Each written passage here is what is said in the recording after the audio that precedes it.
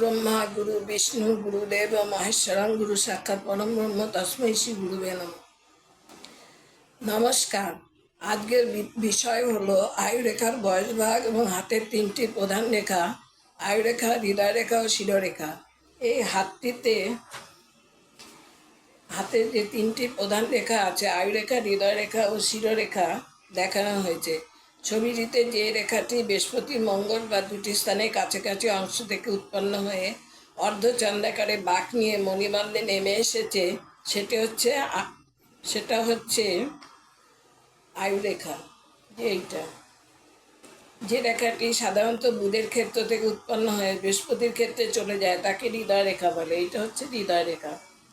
করতলে মঙ্গলের সক্রিয় ক্ষেত্র থেকে একটি বলিষ্ঠ রেখা মঙ্গলের নিষ্ক্রিয় অংশের দিকে ধাবিত হয়, সেই রেখাটি হলো শিরোরেখা। পরে এই তিনটি রেখা সম্পর্কে বিশদভাবে আলোচনা করব। এটা হচ্ছে শিরোরেখা। এই ছবিটিতে আমাদের বয়সের ভাগটা দেখানো হয়েছে। স্বামী স্ত্রীতে মানুষের জীবনের মেয়াদ ধরা হয় 98 বছর। ছবিটিতে শুক্র পর্বতের মধ্যস্থল থেকে শুক্র পর্বত এটা মধ্যস্থল থেকে সোজা দাগ টেনে আয়ুরেখাকে একাধিক অংশে ভাগ করা হয়েছে। এক একটি অংশে জাতক জাতিকার বয়সের এক একটা পরিসরকে ব্যাখ্যা করে। দাগগুলো সামনে উল্লিখিত সংখ্যাগুলো সেই বয়সগুলোকে নির্দেশ করছে। তর্জনীয় মধ্যমা হচ্ছে 14 বছর এবং অনামিকা এবং মধ্যমা এবং অনামিকার মাঝামাঝি হচ্ছে 21 বছর। অনামিকা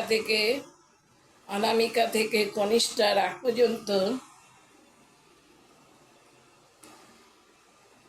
তর্জনী ও মধ্যমার মাঝামাঝি অবধি হচ্ছে 14 বছর।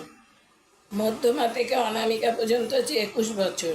অনামিকা থেকে কনিষ্ঠা পর্যন্ত 28 বছর এবং কনিষ্ঠার শেষ পর্যন্ত 35 বছর ধরা হয়।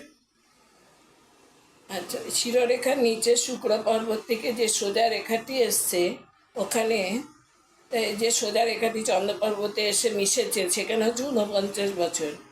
আর শুক্র পর্বত থেকে এই যে মণিবন্ধের কাছাকাছি যে রেখাটি এসছে সেটা হচ্ছে 63 বছর ধরা হয়। আয়ুরেখার মণিবন্ধের নিচের দিকে যে অংশটা হচ্ছে 98 বছর। আয়ুরেখা এই বয়স ভাগ থেকে আমরা অনেক কিছু জানতে পারি। কোন বয়সে মানুষের মৃত্যু হবে, উত্থান পতন আসবে এবং ব্যাধি, আধ্যাত্মিকতা, শারীরিক অসুস্থতা, বিদেশ ভ্রমণ, দুর্ঘটনা, চাকরি লাভ, বিবাহ, নিকট আত্মীয়ের বিয়োগ, দাম্পত্য সমস্যা, উপযুক্ত ঘটনাগুলি জানা যায়।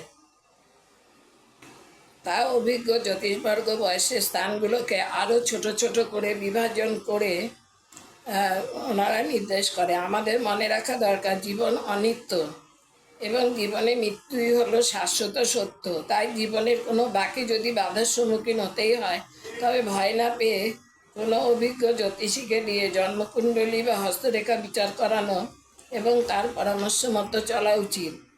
এবার হৃদয়রেখা সম্পর্কে একটু বলছি। কে কেমন মানুষ তা বোঝা যায় হৃদয়রেখা থেকে। কোন মানুষ পশুভাব সম্পন্ন, কে মনুষ্যভাব সম্পন্ন, কে দৈবভাব সম্পন্ন তা নির্ণয় করে হৃদয়রেখা। হাতে হৃদয়রেখা না থাকলে সেই মানুষ পশুভাবাপন্ন হবে। করতলে রেখাগুলোর মধ্যে সবচেয়ে গুরুত্বপূর্ণ হলো শিরোরেখা। এর স্থান আয়ুরেখার পরে। এই রেখার মাধ্যমে ব্যক্তিবিশেষের মানসিক ভাবের পরিচয় পাওয়া যায়। শিরোরেখা থেকে জানা যায় ব্যক্তির মনঃসংযোগের ও আত্মসংযমের ক্ষমতা কতটুকু। শিরোরেখা আমাদের ভবিষ্যৎ ভাগ্য নির্ধারণের ক্ষেত্রে অবশ্যই এক গুরুত্বপূর্ণ ভূমিকা গ্রহণ করে। মানুষের মানসিক বিকাশ যদি যথার্থ না হয়, লোকটি শারীরিক দিক থেকে যতই শক্তিশালী হোক না কেন, তার জীবন যথার্থ মানসিক শক্তির অভাবে উজ্জ্বল সম্ভাবনাময় হয়ে উঠতে পারে না। আজ এই পর্যন্ত।